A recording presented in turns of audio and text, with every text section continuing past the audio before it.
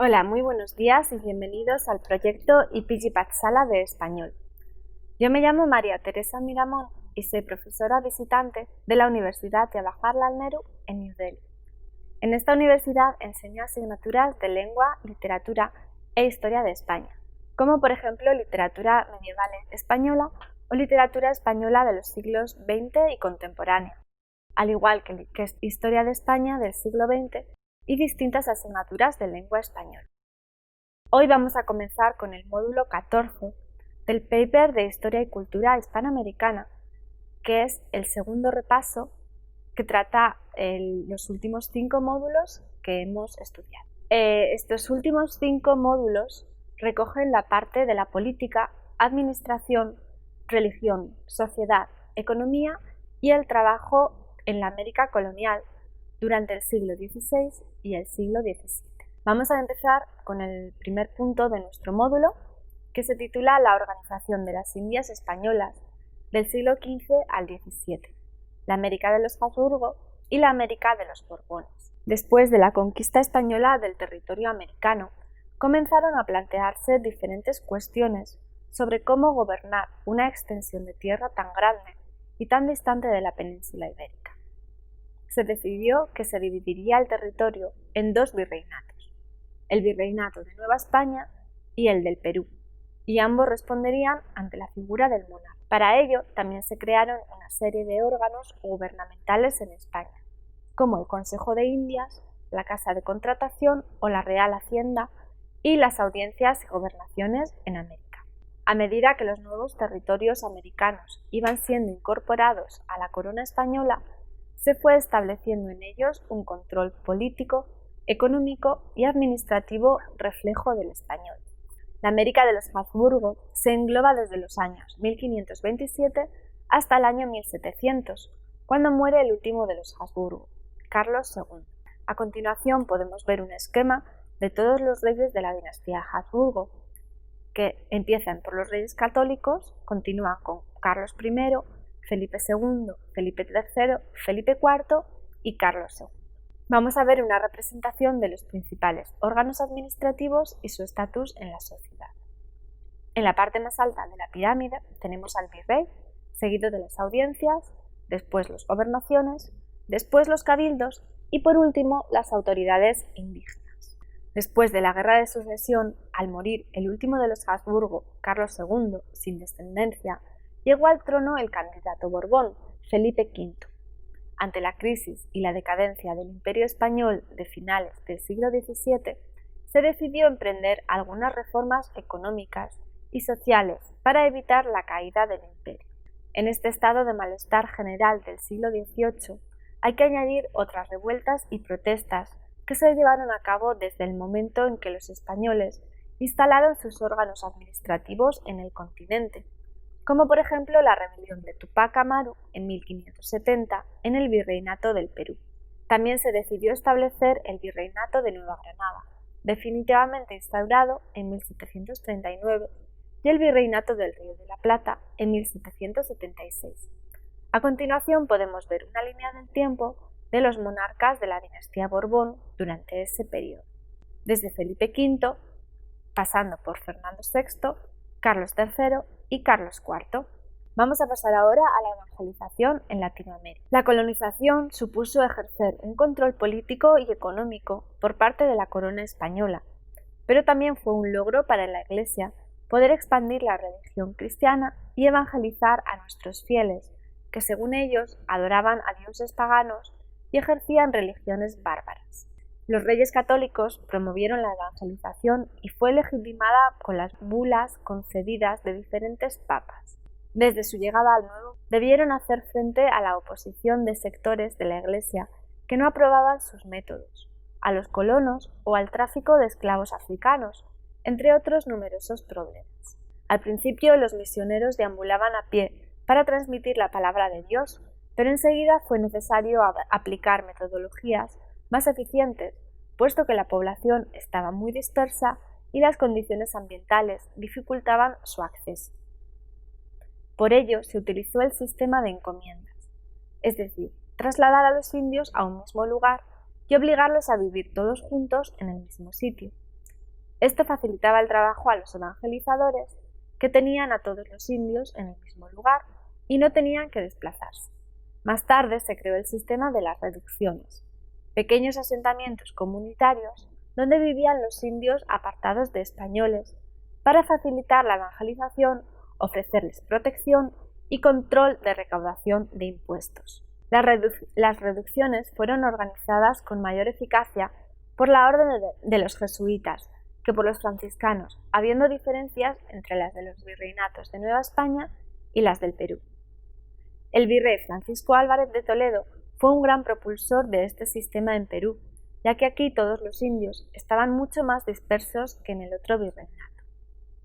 Las principales órdenes religiosas fueron las siguientes: los franciscanos, hacia 1493, los dominicos, 1532, los mercenarios, en Guatemala y sur de los Andes, los agustinos, a partir de 1533 en México y Perú, y los jesuitas, sobre 1566 hasta su expulsión en el siglo XVII. Vamos a pasar a hablar ahora de la sociedad colonial. Seguidamente del descubrimiento de América, la emigración de los españoles al Nuevo Mundo fue inminente, aproximadamente hacia el segundo viaje de Cristóbal Colón. Más adelante, cuando el flujo de personas rumbo al nuevo continente ya se había estabilizado, se vio que había un gran desajuste entre la cantidad de hombres embarcados y mujeres, una de las razones por las que al principio de la conquista hubiera un gran porcentaje de mestizaje. Como respuesta, la corona aumentó la publicidad para que las mujeres solteras marchasen a América y obligó a los casados a llevarse a la familia de España a América. Incluso dio grandes facilidades a prostitutas blancas para que emigrasen. El mestizaje, es decir, la unión de dos razas diferentes, se dio muy a menudo en la América colonial. La convivencia y la aculturación de culturas tan diferentes dio lugar a la mezcla de los europeos, indígenas y de los africanos. Tanto así que a principios del siglo XIX, un 32% de la población era mestiza. La mezcla de las diferentes razas dio lugar a nuevos nombres para cada una de ellas. De la mezcla de europeo e indígena se originaba el mestizo. De la unión de europeo y africana daba lugar el mulato, y de africano e india el pardo o zambo. Los mestizos eran considerados españoles solamente si eran criados por el padre, y si eran criados por la madre, eran considerados indios. Las mujeres indígenas se mezclaron tanto con los hombres europeos como con los africanos. Estos últimos se encontraban con el problema de que había muchas menos mujeres africanas traídas como esclavas que hombres. Las sociedades inca y azteca eran patriarcales, pero la mujer tenía un papel reconocido y valorado en la sociedad. Incluso tenía mayor poder político. Tras la colonización, la mujer fue una de las grandes perjudicadas, ya que perdió este valor. Pero como hemos dicho antes, la sociedad colonial ya no solo estaba formada por blancos y nativos, sino que se crearon nuevos rangos o clases. No fue una sociedad de castas cerrada, ya que había mezcla, pero había una mentalidad y prejuicios sociales claramente definidos. A mayor pureza de sangre española, mayor era el rango ocupado en la sociedad. Así pues, en la cima estaban los españoles, después los criollos, debajo los mestizos, luego los indios y por último los negros, mulatos y zambos. Vamos a pasar ahora a hablar de la economía colonial. Podemos hablar principalmente de 5 etapas económicas durante el colonialismo español, que van desde el descubrimiento del Nuevo Mundo hasta la pérdida de las colonias.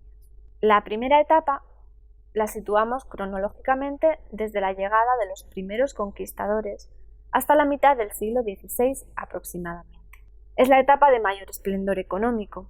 En esta fase se trasladan los principales órganos administrativos castellanos y se implantan en las colonias para que estos controlen, organicen y distribuyan los diferentes aspectos gubernamentales que van a afectar indirectamente a la economía de la corona, como por ejemplo las audiencias. La segunda etapa, desde mediados del XVI hasta el siglo XVII, es una etapa de cierta estabilidad. Los colonos ya se han hecho con los medios de producción. Se crean las leyes nuevas en 1542 como medida protectora de los indios. Surge el comercio interior asalariado. en la que los indios deben pagar tributos con dinero, no mediante mano de obra, por lo que comienza a ser necesario la creación de la moneda. Así pues, Carlos I ordena la creación de las primeras casas de la moneda en 1535 en México y Santo Domingo. En esta época se produce un boom minero con el descubrimiento de metales preciosos. Con la aparición de la minería, también se asientan las casas de la moneda en Potosí, 1574, necesaria por las famosas minas, igual que en Lima, en 1565. Un efecto colateral de esto es que la gente abandona las ciudades para ir a trabajar a los pueblos mineros. En otro orden de cosas, en 1588 se produjo la derrota de la Armada Invencible a manos de Inglaterra, lo que revertió en una gran alta presión fiscal, ya que el imperio había invertido una gran cantidad de dinero en la creación de armas para el ejército y en la flota. Cada vez España tiene que afrontar más deudas. Por otra parte, la economía interior española, en lo que se refiere a la agricultura y ganadería, no era suficiente para generar ingresos, y por tanto la corona veía una única fuente alternativa en el comercio exterior para ganar beneficios. La tercera etapa coincide con la crisis que padeció España en el siglo XVII debido a varios factores, entre otros: corrupción y fraude de cargos públicos, mano de obra a la que hay que pagar, aumento de gastos burocráticos, ataques marítimos, descenso demográfico y graves problemas económicos. En la cuarta etapa, en el siglo XVIII, que coincide con la llegada de la dinastía Borbón. Como ya hemos visto en el módulo 9, los Borbones van a realizar ciertos cambios socioeconómicos para intentar recuperar el control territorial y para recuperarse de la decadencia vivida con los últimos reyes de Habsburgo. Una de las medidas más importantes que vamos a tratar en este módulo es la del Reglamento de Libre Comercio, en 1778, con las Indias. Por último, en la quinta etapa, que se produce ya entrando el siglo XIX, es un momento en el que España ya había perdido casi todas las colonias en ultramar. Fernando VII prohibió mantener las relaciones de negocios de mercaderes españoles con los territorios declarados independientes. Un gran error, sin duda, ya que suponía una menor cantidad de ingresos para la corona. En 1828 intentó volver a establecer mercado, pero para entonces Inglaterra ya se había adelantado del sistema de trabajo y la esclavitud africana en la América colonial. Las enfermedades virales que llevaron consigo los europeos desde los primeros viajes que se llevaron a cabo se extendieron rápidamente entre la población nativa, produciendo un alto grado de mortalidad. Este descenso demográfico fue la primera causa de que los europeos decidieran repoblar el país con nueva mano de obra, con los esclavos africanos, una práctica que se llevó a cabo hasta su abolición en el siglo XIX. La mortalidad entre los indígenas se debió principalmente al contagio de ciertas enfermedades que portaban los europeos y que nunca habían sufrido los nativos americanos, y por tanto su sistema inmunológico no tenía anticuerpos para combatirlas. En otro orden de cosas, y respecto a la esclavitud, cuando la población indígena de América empezó a mermar, como ya hemos explicado, a causa de las enfermedades, la violencia y otras causas, los colonizadores comenzaron a llevar esclavos africanos para que realizaran los trabajos más duros, especialmente en el Caribe, donde la población indígena había quedado casi mermada por completo. Los portugueses, por su parte, comenzaron la trata de esclavos de forma masiva para cubrir la mano de obra de las inmensas plantaciones azucareras en Brasil. Normalmente el proceso era el siguiente.